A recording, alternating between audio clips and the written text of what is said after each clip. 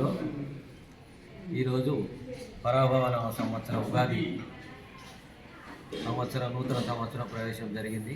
ఈ సందర్భంగా ఆలయంలో ఆలయ అర్చకుల చేత పంచాంగ శ్రవణ కార్యక్రమం ఏర్పాటు చేయడం జరిగింది.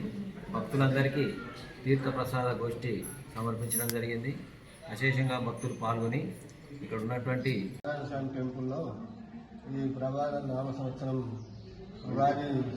ఉగాది సందర్భంగా మన ప్రతి సంవత్సరము ఇక్కడ నూతన పంచాంగం తెచ్చి ఇక్కడ పంతులు గారు ఆవిష్కరించి వచ్చిన భక్తులకందరికీ వాళ్ళ రాశి ఫలాల గురించి మళ్ళా కాలం గురించి అందరికీ మన కాలం ఏ విధంగా నడుస్తుంది, మళ్ళా రాజకీయ నాయకులు ఏ విధంగా పనిచేస్తారు, ప్రతిపక్షాలు ఏ విధంగా పనిచేస్తాయి, అన్నీ ఆ రాశుల గురించి మన 12 రాశులు శ్రీ ఆదినారాయణ స్వామి దేవస్థానంలో పంచాంగం చెప్పబడింది. ఉగాది శుభాకాంక్షలు, పరనామ శుభాకాంక్షలు తెలియజేస్తుంది.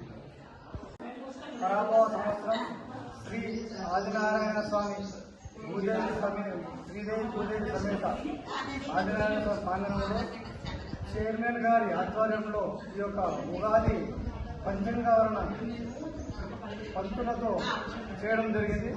కావున ఇక్కడ చుట్టుపక్కల గ్రామస్తులతో పాటు కంచి చూడకుండా కొడకంచి చూడాలని ఉన్నది కాబట్టి బంగారు బల్లి, వెండి బల్లి విగ్రహాలు అందులో భాగంగానే ప్రతి సంవత్సరం కింద ఉగాది రోజు శ్రీ ఆదినారాయణ స్వామి మందిరంలో ఈ యొక్క పంచాంగం చెప్పబడుతుంది.